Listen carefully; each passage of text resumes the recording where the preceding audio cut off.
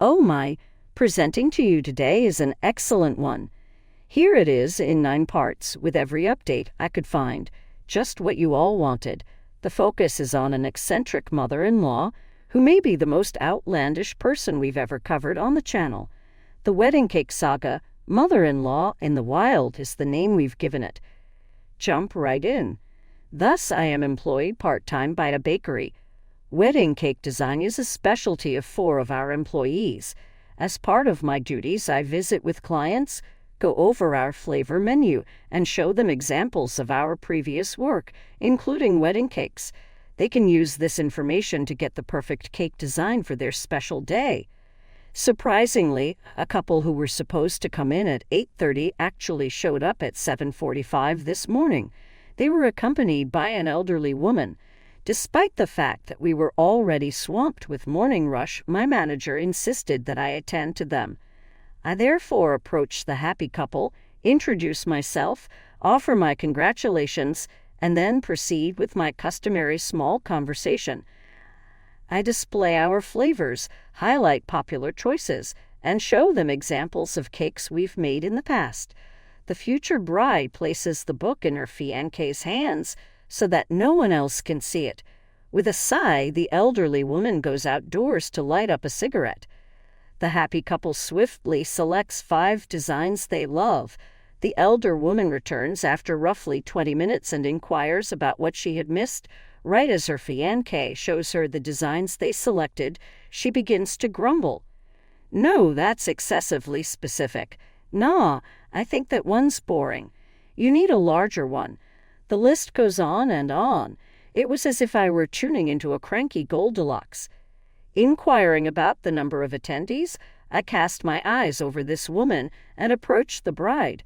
Her mother-in-law immediately comes in with a figure that is twice as big as the one she gave me. The bride emphasizes that their wedding will be small and repeats her initial number. After inviting people, the mother-in-law begins to complain that it would be impolite to remove them at this point. All the bride does is shrug. My mother-in-law then confronts me with the bigger figure. Apologies, but the bride has the last say. I inform her. The mother-in-law starts to sigh at that. Well, why did I even bother coming if no one's going to listen? I don't see why you were so adamant about coming. The daughter-in-law says, "My son is getting married." The mother-in-law says, "Being here is completely within my rights." "He's marrying me," the daughter-in-law says gently. "Although your contribution is not required, you are welcome to attend the planning workshops.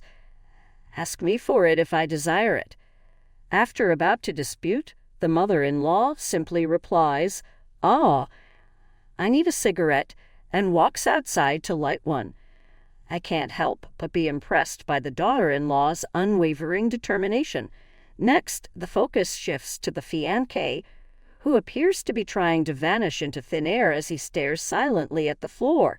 She shoots him an icy stare and mutters, "I warned you this would happen." And uncertain what am I supposed to do, escapes his lips. She threatens to snap at her mother if she is not subdued. Despite his obvious fear, the prospective husband musters up the courage to confront his mother outside as if he were charging into combat. Redirecting her attention to me, my daughter-in-law expresses her regret for the scene and wants to know when we may meet with the cake designer and have a sampling. I kindly arrange the appointments on her behalf and bring up the idea of creating a password to ensure that no one can alter the date or cake details without her explicit consent. She thinks it's a good idea and wants me to keep her fiancé from knowing the password. She then departs. It saddens me that she thinks her prospective mother-in-law will try to pry into her affairs, but it also makes me admire her self-assurance. Greetings all. This is Mr. Revenge Online. I hope today is going swimmingly for you. Brace yourself, for some crazy upgrades are on the way. Fasten your seatbelts, get some sweets, and get ready for the first update because I've obtained all the details from OP. Okay, I'll give you the history. The bride and groom are completely accent-free. However, the mother-in-law's accent is quite distinctive and unusual for my region. This is going to be significant shortly. The phone rang when I was tidying up my work area. An employee of mine clarified that a wedding cake was the subject. Since no one else was available to help with wedding cakes that week, I had to take care of it even though I was completely worn out and ready to go home. Hello, I'm Joy from the bakery. Could you tell me how I might be of service to you? Oh, yes, hello, the caller remarked. My soon-to-be mother-in-law, Fian K, and I went cake shopping and appointment making this past weekend. I would want to propose a few modifications. Please be patient. That accent was familiar to me. It seemed impossible. I thought. No evading me. It was out loud that I said, absolutely. May I have your contact information? Hello, I'm Laura, and I would like to request a different quantity of cake. The original amount isn't enough. On top of that, she can't recall when she met with the design team, so she'll also need that. Oh, it's really fine. To disclose your appointment data and make modifications to the cake order, all I need is your passcode. Asking passcode. It slipped my mind. Specify it for me. I apologize, ma'am, but it is just not possible for me. Your privacy is important to us. Feel free to drop by during our mentioned hours to make changes to your cake order or change your password. Remember to bring your ID with you when you visit. Well, I don't think this helped at all. So long. I told her I was sorry once more and wished her a good night. After that, I made a mental note to flag the call in the daughter-in-law's appointment file so that we would remember to check the ID and passcode the following time. I wrote a message for my boss regarding the matter as well, because I was worried that the mother-in-law would rekindle tensions between her son and daughter-in-law. Edit. My initial priority would be to inform the daughter-in-law about this call. I really do not want to lose my job, so I will wait to ask my boss for permission. That concludes the first update, everyone. Just one day after that, there was update number 2. Please click the subscribe button if you have not already done so. Every Mr. Revenge Online channel features new videos every day, and the most recent one, Office Dramas, offers all the newest news and updates. The description below will provide you with links. We will now go on to the second update. Second update. According to our practice, we are required to follow up within 24 hours if any change requests are unable to be processed. I was instructed by my manager to take care of this as I was the one who helped make the appointment in the first place. I then left a short note for my daughter-in-law to return my call. Within an hour of my call, she had returned it and requested to talk to me privately. Hello, Joyce here from the bakery. Could you tell me how I might be of service to you? Hey there. I received a message requesting that I return the call, she stated. Yes, sir. Your request to change the cake order yesterday prompted me to follow up with you today. I apologize, but I don't think I was able to assist you since I know you forgot the passcode. Feel free to drop by whenever it needs updating. All you have to do is bring an ID. Hold on, what came up? Can you please clarify what you mean? I had no idea who you were. Well, we received a call yesterday around this time asking for your next appointment date and a change to the cake size. You were never my call. Here is my passcode. This is where I save it. Have things altered at all? That is the proper passcode, ma'am. It remained unchanged. What would you like to update? No way. Please, just wait. Did someone really call about the cake? Yes, sir. Your passcode was not with the person who called using your information. No information was altered or divulged. I assure you, the passcode and authorization are necessary for any action to take place. Well, I believe I can figure out who did this. I would prefer not to make any modifications over the phone. If you would kindly take notice. Please do not change my passcode. Going forward, I will be handling everything personally. Absolutely no problem. Your account will be noted. Can you think of anything else I can do for you? No, I'm grateful. Thank you so much. I appreciate you informing me. Farewell for now." After I informed my boss about the conversation, she made sure the account was given top priority and sent a memo outlining the password policy again. Part of her probably wishes the mother-in-law will try something new since she likes drama. Third update, 5 days later. Thus, the following events transpired. 2 bakers called out at the last minute, and we're already overwhelmed with enormous orders, so we're running short on staff. As a result, I have avoided answering the phone and have spent the entire day working behind the scenes. Our manager won't be arriving until later in the afternoon, so it's just the bakers, 3 counter girls, and me. While making my rounds, dropping off pastries, I overhear someone speaking loudly up front with an accent that I know all too well. It breaks my heart. This is not the time for drama right now. The oven is making a lot of noise, so I can't just stop what I'm doing to listen. One of the counter girls, I'll refer to her as CG, insists that I come over here immediately. Not only is she just 18 years old, but her voice is also very weak. She describes the current situation. The bride's mother-in-law walked in and requested a cake alteration. In an effort to lend a hand, CG checks the account and requests identification. The mother-in-law instructs CG to proceed with the modification despite her claim that she forgot her ID. The mother-in-law becomes irate and demands to speak with the manager after CG says she is unable to. The manager will not be available till later, CG informs her. The mother-in-law is not satisfied with it. She then addresses the other shoppers and rants angrily about our bakery's lack of professionalism and the useless teenagers working here.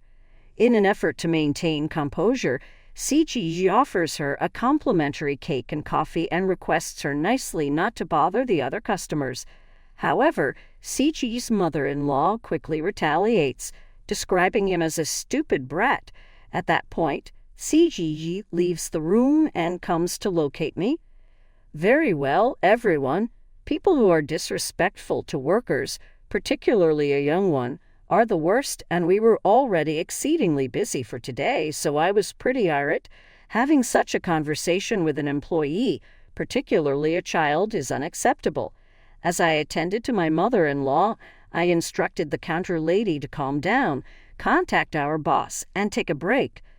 Side note, I may struggle with confrontations, but I am capable of maintaining my professionalism regardless of my emotional state. This is the flow of the discussion. "Ah, it's me again. Hi, I'm Joyce. It seems like your order is giving you some trouble. Am I of assistance?" Before mentioning her want to alter the wedding cake, the mother-in-law begins to gripe about having to present identification, this unhelpful phone girl, disrespectful brats, and more. There's no need to speak about our adolescent employee like that, ma'am. I apologize for any inconvenience this may cause. Allow me to assess my capabilities. This time I spoke a little louder than normal, but still audible to the other customers in the area. With a grumble, my mother-in-law says, "Just fix it." Therefore, I continue to say, "All right," in a loud and clear voice. "Okay, I get it. Without the correct ID and passcode, I am unable to make any adjustments to your flagged order. Then I will gladly lend you a hand if you can supply either of those." Saying, "I don't have an ID," she begins to yell at this point. My passcode slipped my mind. What a useless person you are. "All right, ma'am, there's no need to get angry." I add in a calm voice, "I know this is annoying, but I think you know that we need to preserve your privacy by requiring you to enter the passcode. You can reset the passcode with my assistance if you have your ID. No changes will be made to your wedding cake without your explicit consent." After a long display of both anger and embarrassment, she ultimately announced that she would return later. If she preferred to speak with our manager privately, I informed her that he would be available later. She made a couple phone calls while I watched her walk to her car. I instructed the counter girl to inform me if the mother-in-law returned to the house as soon as she returned from her break. Even though her automobile is missing, She still hasn't come back. I will inform you as soon as anything new occurs. My lunch break is almost over and our manager is expected to arrive soon. Fourth update, the following day. Many people have commented wondering why I didn't confront my mother-in-law directly, but instead chose to side with her. We'll explain why now. To begin, we have a procedure in place for just such an emergency. Although I have never dealt with this before, I'm sure it's not the first time someone has attempted to modify an order that wasn't actually placed. In addition to enjoying my work, following procedures ensures my safety on the job. 2, if you confront her, she may attempt again, but with an impartial third party who isn't privy to her problems. I didn't want anyone else to have to go through what she had done to an adolescent. She can dig her own hole, if you would ask me. Thirdly, I was concerned that she would make a big deal. I won't allow one unpleasant client derail my reputation or the experience of my other customers at this modest bakery. The next part is the update. Not long after I finished my lunch break, my manager showed up. Shortly after I contacted the daughter-in-law per her instructions, the mother-in-law arrived. I contacted the daughter-in-law to clarify the situation while my manager escorted her to her office. I was forthright in my response when she asked me directly if I could identify my mother-in-law's voice. After inquiring about the time my manager and I would be off, she announced her intention to come in. My mother-in-law and my manager were still in the office when my daughter-in-law and her fiancé showed in. Before informing my management of their arrival, I procured hot cocoa and pastries for the fiancé and daughter-in-law, who appeared enraged and overwhelmed. I was asked by my manager to return them and the counter girl who had previously dealt with the mother-in-law. We were joined by the daughter-in-law, her fiancé, and the counter girl as we entered. Upon her son's entrance, the mother-in-law's smug expression turned ghostly white. "Mom, what brings you to this place?" he said. A new language began to flow out of the mother-in-law's mouth. "Mom, speak English," he interrupted. "You are aware that the daughter-in-law is unable to comprehend that language. It's impolite. I don't understand why you're even here." She only wanted to clarify anything regarding the cake, and the girls were completely unhelpful. She said, "Consider visiting a different bakery." What a horrible place. Truthfully, Joyce and the counter lady were according to the regulations. The manager clarified, "You flat out refused to give us with an ID or passcode, even after we indicated that these were necessary for making any adjustments." Instinctively, the daughter-in-law realized that her sister had attempted to alter the cake. "Our desire for a modest ceremony has been repeatedly communicated to you." "You want a little wedding," my mother-in-law said with a snap. "He wants a huge party, my son." "Oh no," he told his mother. "We both wanted a modest ceremony, so we settled on that. Please change the way you address me. I am also deserving of respect." "I apologize, but this isn't the appropriate venue for this conversation," my manager said as she casually cut me off. "Here is the cake size and design information you provided, daughter-in-law and fiancé. Is it correct, in your opinion?" Both of them gave a silent yes. According to her, everything was okay. "Daughter-in-law, I want to emphasize that no changes will be made without your ID. Additionally, I apologize, but we will no longer be using the passcode." As soon as the mother-in-law began to mumble something, the son interrupted and ordered her to stop. With a sad expression on her face, the daughter-in-law expressed her gratitude and apologized for the inconvenience, saying, "Thank you so much." "Oh, it's absolutely not an issue," I responded. "Due to her treatment of our staff, your mother-in-law is henceforth prohibited from attending any of your future appointments, and I am obligated to inform you of this. This place does not welcome her anymore." My mother-in-law got a little teary. In her opinion, it was acceptable. "Mom, stop it," her son insisted. "I know you know better because you taught me to know better." While my in-law's mother-in-law mumbled something in a foreign tongue, her son informed her in English that she should apologize to us. She collected her belongings, muttered something more in her tongue, and then disappeared. Apologizing for doubting her, the fiancé embraced his soon-to-be daughter-in-law as she appeared nearly tearsy. My boss wanted to know if they needed a moment, but they declined and reiterated their apology for their mother-in-law's actions. Everyone told the counter girl and me to go back to our jobs. Ultimately, the couple appeared to be all right as they departed, and the proprietor graciously granted a 10% discount on their cake as compensation for the inconvenience. No longer may the mother-in-law enter the bakery. When she arrives, we are to politely request that she depart while simultaneously contacting either my management or the authorities, depending on her whereabouts. Section 5. Following a few days.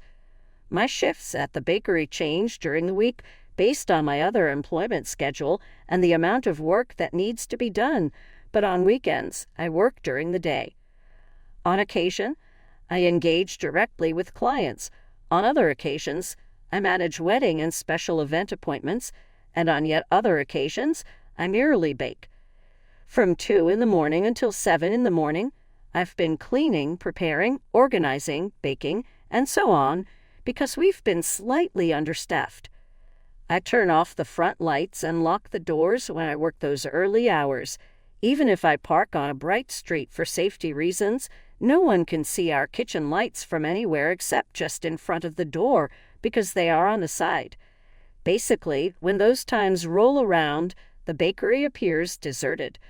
Prior to the arrival of the breakfast crowd at approximately 7:00 a.m., it is typically somewhat silent. I chose to disregard the call at 3:00 in the morning. Everyone at work has my number, so if there's an emergency, we just text. We have an excellent answering machine, and my only responsibility is to get everything ready for the morning. At 3:05, 3:10, 3:15, and 3:20, the phone started ringing again. When it rang again at 4:00 a.m., I was already elbow-deep in dough and growing irritated with the continual ringing. Substantiating, I responded, "Here we are at the bakery. Good morning. Joycey talking. Tell me how I might be of service to you." At long last, a well-known voice said, "It's about time. Over an hour has passed since I began phoning.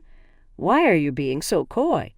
Forget about it. Someone in charge needs to hear me out right this second." In my head, I was thinking, "Oh, that accent," but I resisted the need to label the speaker as such because I was open to the possibility that it was just a coincidence. "I apologize, ma'am, but we are currently closed," I informed her. "No, that's incorrect. Tell me the truth. You're still open." "Yes, we are, and I'm sorry, ma'am. From X to Y, that is our time slot. At that time, someone will be there to assist you." "That is inadequate. Staff members there are awful, unprofessional, and downright nasty. Do something, since I'm in a bind. Could you please tell me who made the cake in my daughter-in-law's name?" "Oh, wow," is what I'm thinking mentally.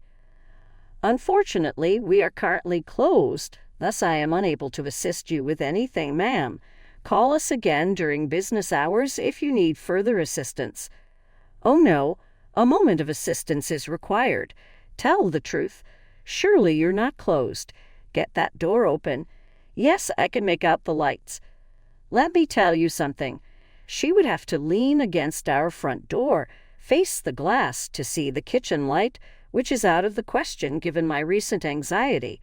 Having a full-blown panic attack over the issue, I hung up on her after being really anxious and frightened out. As I attempted to collect myself, the phone rang twice more before becoming silent.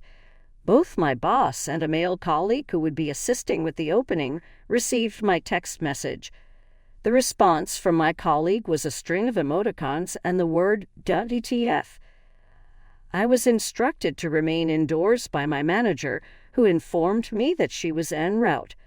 About 20 minutes later, my boss showed there. However, we discovered 22 cigarette butts by the entrance, and no one else was outside. Because I swept the entryway before beginning, We deduced that the mother-in-law had probably been standing outdoors for a considerable amount of time. My boss has instituted a new policy whereby no one is to open or prepare on their own. Every shift should be staffed by a minimum of 3 workers. I didn't hear back from either the owner or the daughter-in-law after she left messages describing what transpired, but I did finish my shift before they did. The 6th update was made 4 days later. The owner had had enough of my mother-in-law's terrifying midnight stalkers outside the bakery. After reporting what had happened, she informed the couple that she would contact the authorities if their mother-in-law returned. The proprietor threatened to contact the authorities if the couple's mother-in-law returned. She offered to return their deposit and added that she would understand if they wanted to change bakeries, but she would not stand for her employees being threatened or mistreated. An apology and a commitment to discuss her mother-in-law's behavior were made by the daughter-in-law.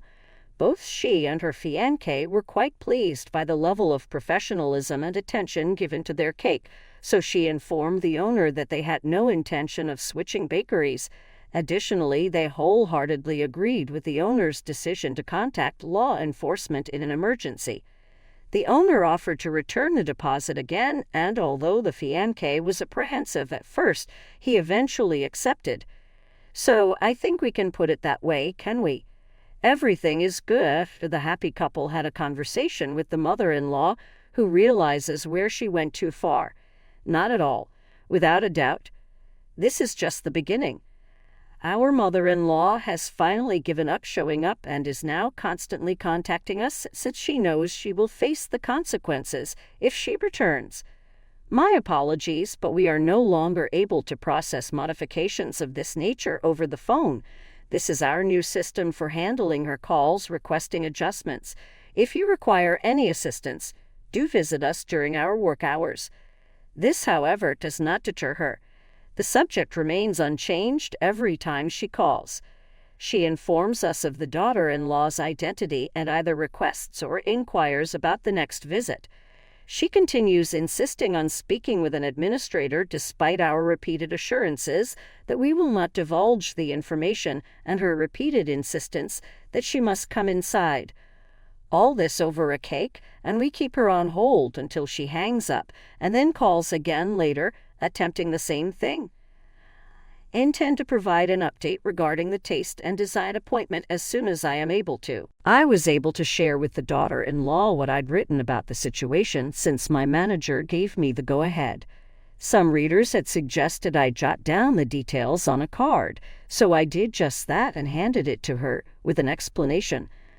I even offered to take down the posts if she felt uncomfortable, but she actually found it funny and enjoyed it. Though her main social media platforms are Tumblr and Pinterest, she said she might give it a try and check this out. So if you're reading this, I hope to welcome you. The 7th update, 3 days later. On Saturday, the daughter-in-law and her fiancé went to a cake tasting with their designer. Right in the middle of it, the mother-in-law called, and the fiancé handed the situation over to his future wife. She got frustrated to the point of tears, so I did my best to console her. When I explained about the thread I was writing, she laughed, saying she told her friends about her mother-in-law's dramatic ways, and they couldn't believe it. I shared the link with her, reassuring her, "We're here for you."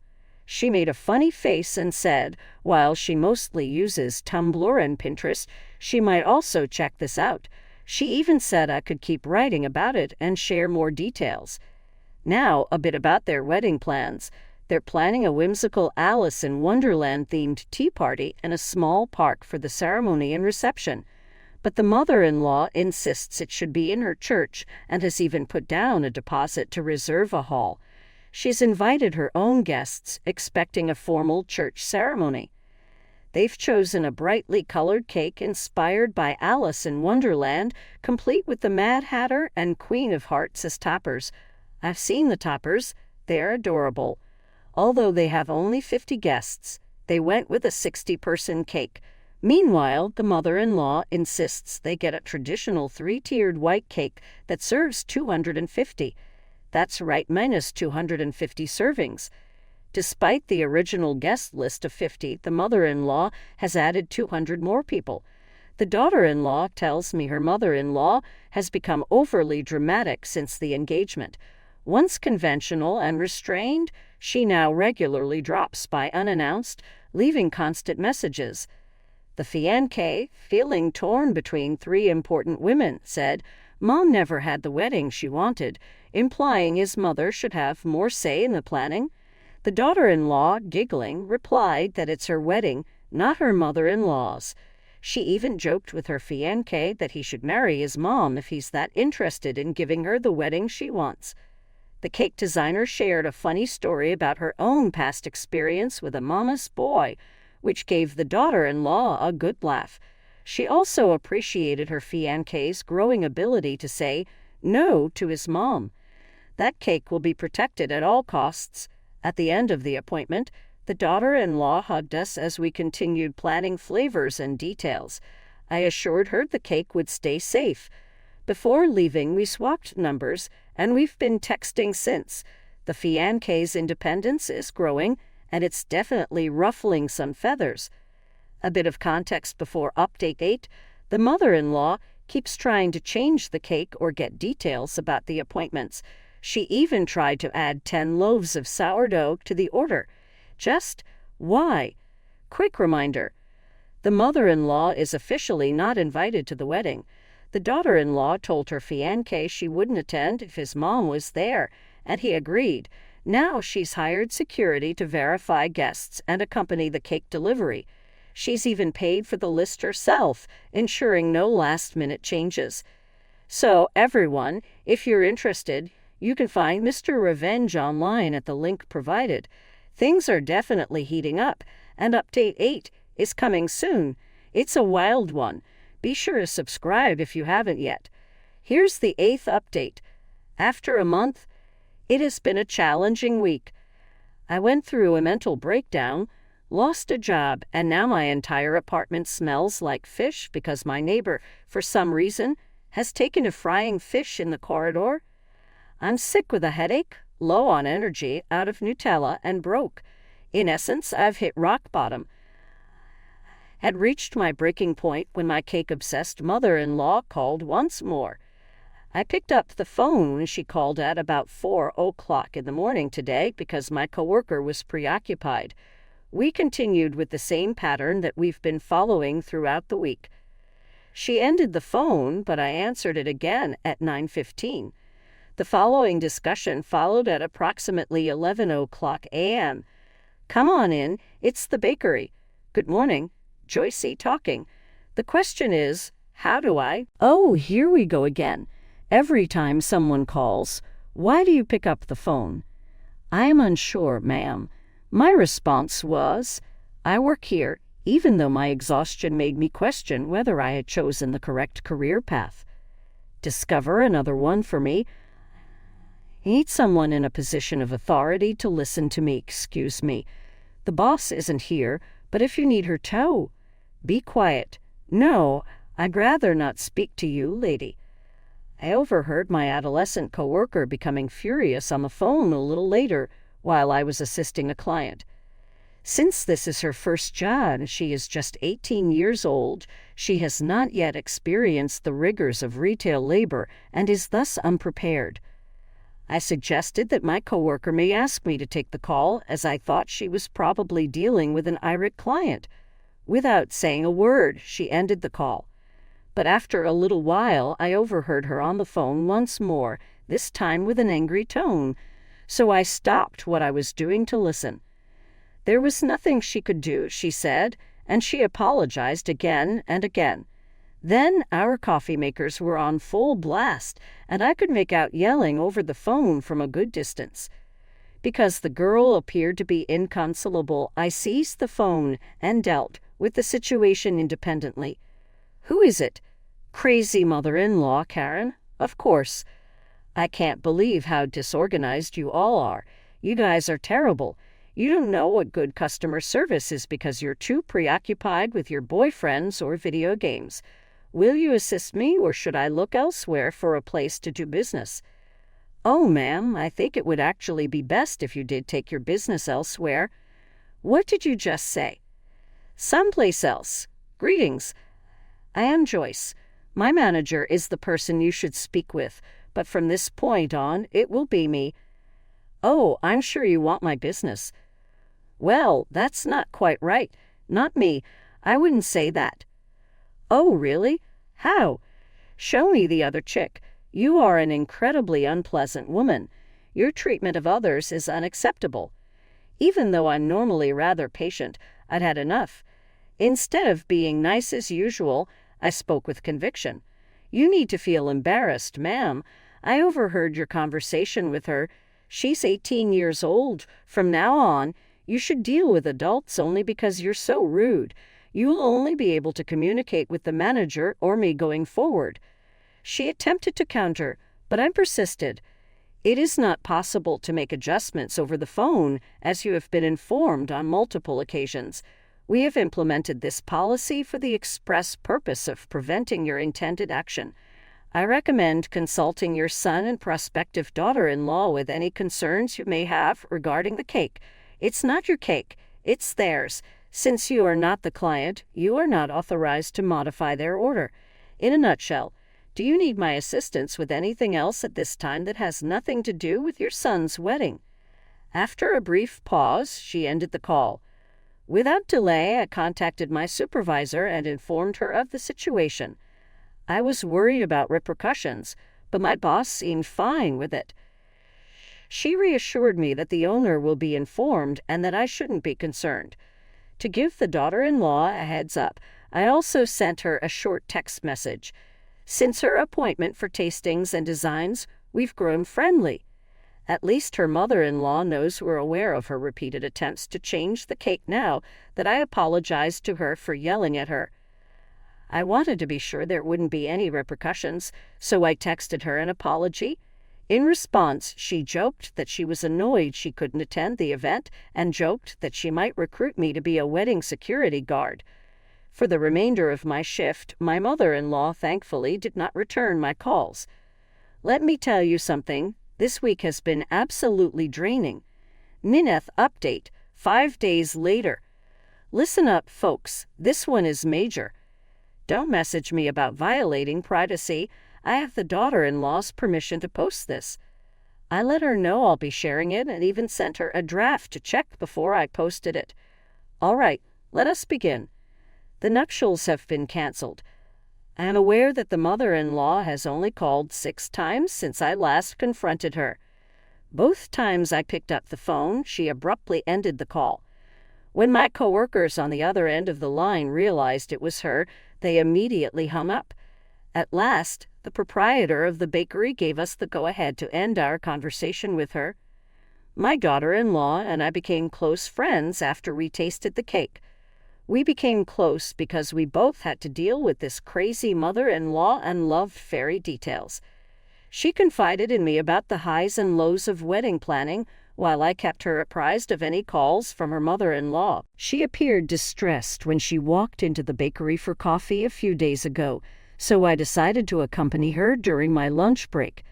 She informed me that her fiancé had been pleading with her to include his mom in the wedding plans and to re-invite her. She sought my counsel, and I did my best to avoid offering a biased response, considering my own troubled past with an ex-boyfriend and his demanding mother. Rather than advising her to bolt, I recommended she consider her relationship goals. I advised her to think about what she was ready to give up or adjust in order to maintain a healthy relationship. She expressed her gratitude, promised to consider it, and promised to have a conversation with her fiancé shortly. An update would be sent, she assured me.